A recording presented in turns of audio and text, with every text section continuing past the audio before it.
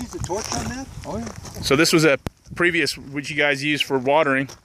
Where did this? This is an 11,000 gallon water tank that we salvaged out of the Virgin River.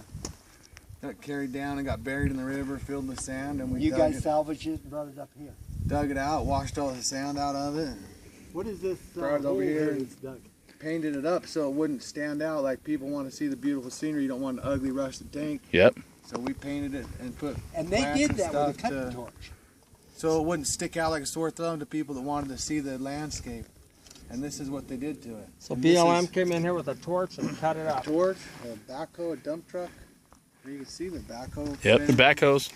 And then over here was a circle was a big scraper tire, like a big earth mover tire that was heading to the landfill.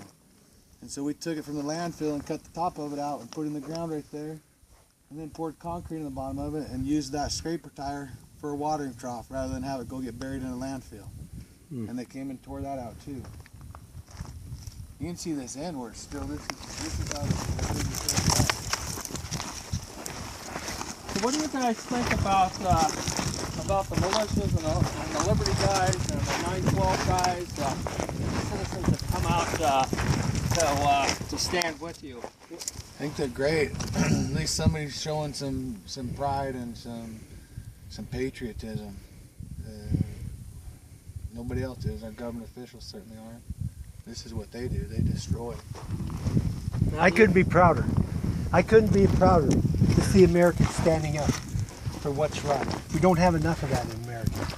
And for you guys to come the distance you have, just because you want to preserve a little bit of what America's been about, it just tickles me to no end. Well, we're kind of family now. Yeah. But anyway, God bless you.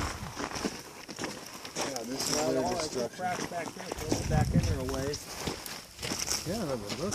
And just chewed this place all up. I mean, I'm thinking if this was your front yard in front of your house and the government agency came in and did this, or your neighbor did it, you'd be suing them. This is vicious. This was good for tortoises and all animals. And then to come in here to do this just to get to Clive and Bundy.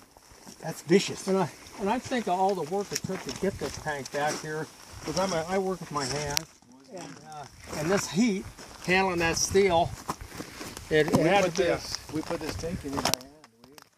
We didn't use any heavy equipment. Would you roll it? How'd you get it in here? Drove a truck in here. Wow.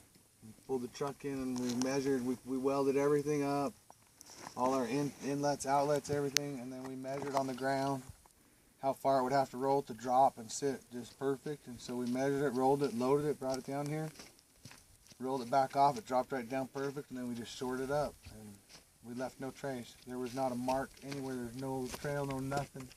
Didn't run over a bush, didn't overturn a rock, didn't do anything when we brought that in there.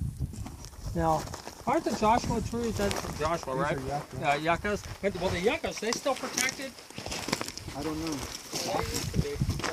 Then you can see where they ripped our line out, head in here. You gotta, Who knows how far the line they ripped out. this is handiwork of the BLM right here on the environment. And they're trying to protect, I mean, look at this. They don't give a shit about bushes, wild plants, nothing. They don't care. They just tear it up. I can cut this